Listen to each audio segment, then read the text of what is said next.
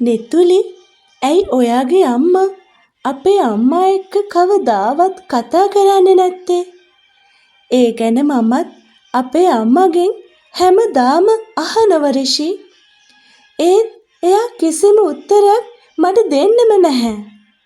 නෙතුලි සහ රිෂිගේ යාළුකම පටන් ගන්නේ මොන්ටිසෝරියේදී.